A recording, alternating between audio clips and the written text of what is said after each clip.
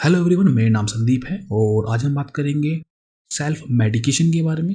Self medication का मतलब है जब कभी भी हम डॉक्टर की सलाह के बिना मेडिसिन लेते हैं तो उसे सेल्फ मेडिकेशन कहा जाता है। नॉर्मली हम ऐसा तब करते हैं जब कभी भी हमें फीवर होता है, पेन होता है, हमारी बॉडी में स्वेलिंग होती है, तो उस केस में हम आमतौर पर डॉक्टर की सलाह के बिना ही दवाइयाँ ले लेते हैं। हालांकि इसके काफ़ी बेनिफिट्स हैं। फॉर एग्जांपल हमें इंस्टेंट रिलीफ इस तरीके से मिल पाता है, हमें डॉक्टर के पास नहीं जाना पड़ता है और हमारा जो वर्क है वो भी इसकी वजह से प्रभावित नहीं होता है। हम टाइम पर अपना वर्क कर पाते हैं, हमें स्पेशल डॉक्टर के लिए कोई छुट्टी नहीं लेनी पड़ती है। तो इस तरीके से हमारे जो पैसे हैं वो भी इस तरीके से बच जाते हैं। तो कुल मिला के अगर देखा जाए तो सेल्फ मेडिकेशन से हमें बहुत सारे फ़ायदे मिलते हैं, लेकिन एक्चुअल में ऐसा नहीं है। अगर हम इसके बारे में अच्छे से जानेंगे तो हमें पता लगेगा कि इसकी वजह से हमें फ़ायदा कम, हमें नुकसान ज़्यादा है। तो इस चीज़ को समझने के लिए कि हमें सेल्फ मेडिकेशन से क्या नुकसान है, हमें पहले ये समझना होगा कि हमारी बॉडी में ऐसा क्यों होता है, हमारी बॉडी में फ़ीवर क्यों होता है, हमारी बॉडी में पेन क्यों होता है, स्वेलिंग क्यों होती है। जब हम इन सब चीज़ों को जान लेंगे उसके बाद हमें आसान रहेगा सेल्फ मेडिकेशन के नुकसान को समझने में। तो सबसे पहले हम समझते हैं फीवर के बारे में कि हमारी बॉडी में फीवर क्यों होता है। देखिए 37 डिग्री सेल्सियस टेम्परेचर ये हमारी बॉडी का एक ऑप्टिमम टेम्परेचर होता है जिसमें हमारी सेल अच्छे से ग्रो कर पाती हैं, अच्छे से फंक्शन कर पाती हैं।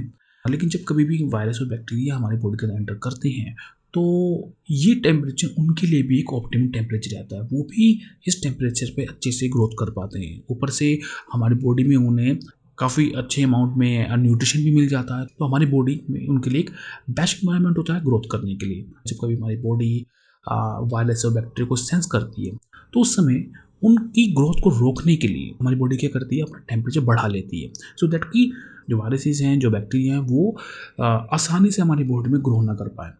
इसी के साथ हमारे इम्यून सिस्टम को भी टाइम मिल जाता है एक्टिवेट होने के लिए। तो आप देख सकते हैं कि फीवर हमारे लिए कितना इंपॉर्टेंट है। फीवर अपने आप में कोई बीमारी नहीं है, वो हमारी बॉडी का रेस्पॉन्स है अगेंस्ट बैक्टीरिया, वायरसेस। अब सपोज कीजिए कि आपको फीवर होता है और आप मेडिसिन ले लेते हैं तो आप अपनी बॉडी के साथ कितना गलत कर रहे हैं। हमारी बॉडी ने जो टेम्परेचर राइज किया था वो इसलिए किया था कि सो दैट कि इन बैक्टीरिया की, इन वायरस की ग्रोथ को रोका जा सके, लेकिन हमने मेडिसिन लेके फर्दर अपने बॉडी के टेम्परेचर को नॉर्मल कर दिया। तो इससे बेनिफिट किसको हुआ, हमें या उन वायरसेस को, बैक्टीरिया को? आप खुद ही समझदार हैं इस चीज़ के लिए। अब हम जरा नेक्स्ट बॉडी सिम्टम के बारे में बात करते हैं, वो है पेन के बारे में। हमें अक्सर पेन होता है, हमारे सर में दर्द हो सकता है, हमारे हाथों में दर्द, मसल्स पेन हो सकता है, घुटनों में दर्द हो सकता है। तो पेन के जो है कई रीज़न हो सकते हैं। फॉर एग्जांपल अगर हम बहुत ज़्यादा वर्क कर रहे हैं उस केस में हमारे को पेन हो सकता है। हमारे बॉडी में अगर इन्फेक्शन हो जाता है उस केस में हमको पेन हो सकता है। सेल डैमेज हो जाए तो भी हमको पेन होगा। इसके अलावा अगर हमारी बॉडी में मिनरल्स की कमी है, कैल्शियम की कमी है, तो इन वजह से भी हमको पेन हो सकता है। तो पेन हमारी बॉडी में एक सिग्नल है हमें बताने के लिए कि हमारी बॉडी के अंदर कुछ गलत चल रहा है। अब सपोज कीजिए कि अगर आप ऐसे केस में मेडिसिन ले लेते हैं, आप पेन किलर ले लेते हैं, तो उस केस में होगा क्या? आपने पेन किलर लेके उस पेन को ख़त्म कर दिया, लेकिन एक्चुअल में पेन का जो रीज़न था वो ख़त्म नहीं हुआ है। अभी भी आपके जो सेल्स हैं वो डैमेजेस हैं, वहाँ पर जो प्रॉब्लम है वो वैसे की वैसे ही है। इवन पेन सिग्नल को आपने बंद करके और प्रॉब्लम क्रिएट कर दी, क्योंकि जैसे ही आपका पेन ख़त्म होगा आप फर्दर जो है अपने काम पे लग जाएंगे। इवन आपकी बॉडी स्ट्रेस में है, लेकिन क्योंकि आपको अब पेन सिग्नल नहीं मिल रहा है आप फर्दर काम करेंगे और आपकी सेल्फ फर्दर दोबारा से स्ट्रेस में आ जाएगी। तो इसलिए जो हम अपने आप से जो मेडिसिन ले रहे हैं वो हमारे को नुकसान करती है, क्योंकि ये जो मेडिसिन है हमारी बॉडी में इलाज नहीं कर रही है। ये मेडिसिन हमारी बॉडी में बस उन सिम्टम्स को डाउन कर रही है, हमारी बॉडी में फीवर को डाउन कर रही है, हमारी बॉडी में उस पेन को डाउन कर रही है।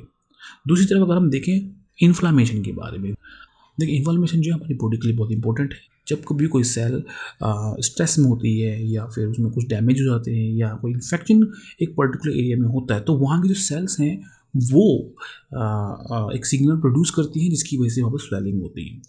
देखिए जब कभी हमारी बॉडी में डैमेज होता है तो उस डैमेज को रिपेयर करने का काम हमारे इम्यून सेल का होता है, और ये इम्यून सेल्स हमारे ब्लड में होती हैं।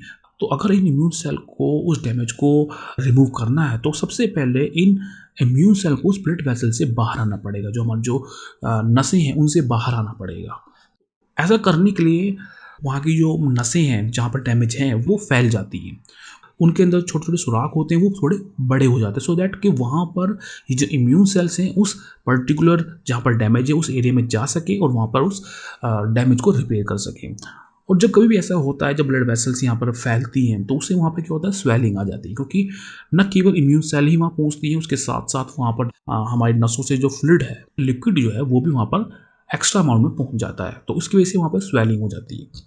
देखिए, ऐसे केस में अगर हम मेडिसिन ले लेते हैं तो हम क्या करते हैं, उस केस में स्वेलिंग वहाँ पर नहीं होगी अगर हमने मेडिसिन ली, लेकिन उसी के साथ साथ होगा क्या कि जो इम्यून सेल्स हैं अब वो उस डैमेज एरिया में नहीं पहुँच पाएंगे, क्योंकि वहाँ पर स्वेलिंग नहीं हो रही है।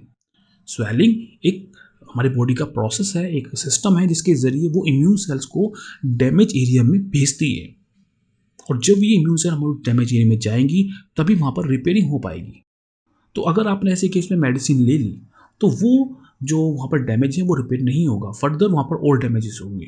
तो आप यहाँ पर समझ पा रहे होंगे कि मेडिसिन किस तरह से यहाँ पर हमारा जो इंटरनल बॉडी रिपेयरिंग सिस्टम है उसको डिस्टर्ब करती है। अब हम समझते हैं थोड़ा सा मेडिसिन के बारे में। देखिए, अभी तक हमने देखा कि मेडिसिन कैसे हमारे इंटरनल नेचुरल सिस्टम को डिस्टर्ब कर रही है। थोड़ा सा हम जरा मेडिसिन के बारे में जानते हैं कि मेडिसिन का प्रोसेस क्या है इस सिस्टम को रोकने का। देखिए, नॉर्मली जब कभी भी हमारी जो सेल है वो डिस्टर्ब होती है तो वो एक केमिकल रिलीज करती है दैट इज कॉल्ड अराकिडोनिक एसिड्स। ये अराकिडोनिक एसिड कॉक्स एंजाइम को एक्टिवेट करती है। ये कॉक्स एंजाइम फिर प्रोस्टाग्लैंडिन रिलीज करते हैं, और ये जो प्रोस्टाग्लैंडिन है यही रिस्पॉन्सिबल है हमारी बॉडी में फीवर के लिए, पेन के लिए और स्वेलिंग के लिए। तो अब जो हम मेडिसिन ले रहे हैं, जो हम पेन किलर ले रहे हैं, वो एक्चुअली में क्या कर रहा है, वो इन एंजाइम्स को ब्लॉक कर रहा है, इनके फंक्शन को बंद कर रहा है, जिसकी वजह से हमारे अंदर प्रोस्टाग्लैंडिन नहीं बन पाएगा। और अगर प्रोस्टाग्लैंडिन नहीं बनेगा तो कोई पेन नहीं होगा, कोई फीवर नहीं होगा, कोई स्वेलिंग यहाँ पर नहीं होगी। तो एक तरह देखा जाए तो मेडिसिन बहुत ही सही तरीके से काम कर रही है यहाँ पर। लेकिन जरा सोचिए, प्रोस्टाग्लैंडिन का काम केवल यही नहीं है। प्रोस्टाग्लैंडिन केवल पेन, फीवर और स्वेलिंग के लिए रिस्पॉन्सिबल नहीं है, इसके अदर फंक्शन भी हैं। फॉर एग्जांपल, प्रोस्टाग्लैंडिन हमारे ब्लड क्लॉटिंग को रेगुलेट करता है। इट मीन्स कि जब कभी भी हमारे बॉडी में कोई डैमेज होता है और वहाँ से ब्लीडिंग हो रही है, हमारा खून बह रहा है, तो उसको वहाँ पर वो क्लॉट कर देता है, सो दैट कि वहाँ पर क्या होगा, खून हमारा जम जाएगा, सो दैट कि जो एक्स्ट्रा ब्लड है वो हमारी बॉडी से बाहर ना निकले। तो ये काम प्रोस्टाग्लैंडिन का है। इसके अलावा हमारे जो मसल्स का कॉन्ट्रैक्शन है, रिलैक्सेशन है, वो भी प्रोस्टाग्लैंडिन ही रेगुलेट कर रहा है।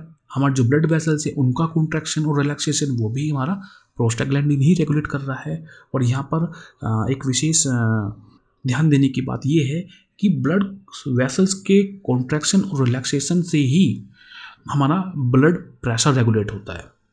तो प्रोस्टाग्लैंडिन हमारे ब्लड प्रेशर को रेगुलेट करता है। अगर हम मेडिसिन लेते हैं और हम इस सिस्टम को रोकते हैं तो हमारा ब्लड प्रेशर जो है वो भी डिस्टर्ब होता है। आपका ब्लड प्रेशर हाई हो सकता है कुछ केस में, और कुछ केस में आपका ब्लड प्रेशर लो हो जाता है। तो इट मीन्स आपको बीपी की प्रॉब्लम भी यहाँ पर हो सकती है। इसके अलावा ये फीमेल्स में बहुत इंपॉर्टेंट रोल प्ले कर रहा होता है, ओव्यूलेशन में इंपॉर्टेंट रोल प्ले कर रहा होता है, मेंस्ट्रुअल साइकिल में प्रोस्टाग्लैंडिन का इंपॉर्टेंट रोल होता है, किडनी फंक्शनिंग में प्रोस्टाग्लैंडिन का इंपॉर्टेंट रोल आता है, और लीवर फंक्शनिंग में भी प्रोस्टाग्लैंडिन का रोल आता है।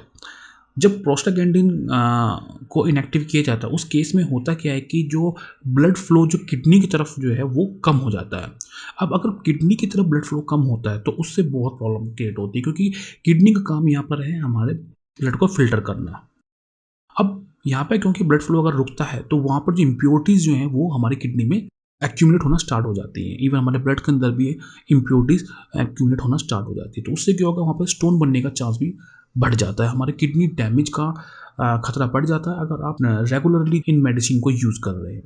दूसरी तरफ हमारा जो लीवर है, इसका काम हमारी बॉडी में होता है डिटॉक्सिफिकेशन का। जो भी आप बॉडी में लेते हैं, चाहे हम फूड ले रहे हैं या हम ड्रग ले रहे हैं, इन सभी का जो डिटॉक्सिफिकेशन है वो हमारा लीवर करता है। मीन्स हमारा लीवर क्या कर रहा है, जो भी हम इंटेक कर रहे हैं उसके अंदर जो पॉइजन है, अगर गलती से उसके अंदर पॉइजन आ रहा है तो उस पॉइजन के असर को कम करना हमारे लीवर का काम होता है।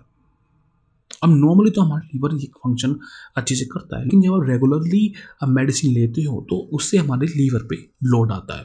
और जब कभी हमारा ऐसी कंडीशन में हमारा लीवर डैमेज होता है तो उस कंडीशन में वो अपना फंक्शन पूरी तरह से नहीं कर पाता है और जो मेडिसिन है वो डायरेक्टली हमारे ब्लड के कॉन्टैक्ट में आ जाती है। तो इस तरीके से अगेन हमारे जो बॉडी में जो है मेडिसिन के साइड इफ़ेक्ट देखने को मिलेंगे। तो इन सभी चीज़ों आपको अभी तक ये तो समझ में आ गया होगा कि सेल्फ मेडिकेशन हमारे लिए कितना ज़्यादा नुकसानदेह हो सकता है। अब बात आती है कि हमें क्या करना चाहिए। देखिए, अगर आपको पेन होता है, आपको फ़ीवर होता है, स्वेलिंग होती है, तो सबसे बेस्ट जो है वो तो यही है कि हमें डॉक्टर की सलाह लेनी चाहिए। हमें डॉक्टर की सलाह से ही मेडिसिन लेनी चाहिए। लेकिन कई बार ऐसी सिचुएशन बन जाती है कि हम डॉक्टर के पास नहीं जा पाते हैं, तो उस केस में अगर आप मेडिसिन ले रहे हैं तो आपको एक बात का ध्यान ज़रूर रखना चाहिए कि आप मेडिसिन केवल शॉर्ट टर्म के लिए ही लें। अगर आपको बार बार फीवर हो रहा है या आपको बार बार पेन हो रहा है या स्वेलिंग हो रही है, तो ऐसी केस में आप तुरंत डॉक्टर के पास जाएं, बिल्कुल भी डिले ना करें ऐसे केस में। क्योंकि हो सकता है आपकी बॉडी में जो रेगुलर पेन हो रहा है, ये इंडिकेशन हो बॉडी के अंदर कोई सीरियस डैमेज के। तो आप तुरंत जो है डॉक्टर के पास जाएँ, आप ऐसे केस में देरी ना करें। और इसके अलावा अ, हमें ये समझना चाहिए कि मोस्ट ऑफ द टाइम जो हमें जो बीमारियाँ होती हैं, उनका जो कारण है वो हमारा लाइफ़स्टाइल है। हमारी बैड हैबिट्स हैं जिनकी वजह से ऐसा हो रहा है। अगर हम रेगुलर एक्सरसाइज करते हैं, हम अपने खाने पे ध्यान रखते हैं, जंक फूड की जगह पे हम जो है एक नेचुरल जो फूड होते हैं उनको यूज़ करें, घर का बना खाना खाएँ, तो ऐसे ही अगर हम लाइफ़स्टाइल रखते हैं, तो आप देखेंगे कि मोस्ट ऑफ द जो आप कारण है बीमारी का वो अपने आप ही रिमूव हो जाएगा। हमारी बॉडी इटसेल्फ जो है इन्फेक्शन से लड़ना जानती है।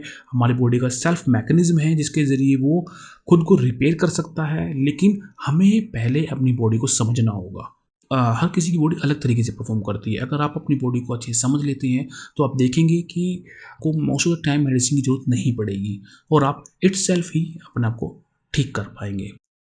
तो आशा करता हूँ आप सभी को इस वीडियो से काफ़ी जानकारी मिली होगी। अगर वीडियो अच्छी लगी हो तो प्लीज़ लाइक कर देना, सब्सक्राइब कर देना। अगली बार फिर मिलते हैं एक नई वीडियो के साथ, तब तक के लिए नमस्कार।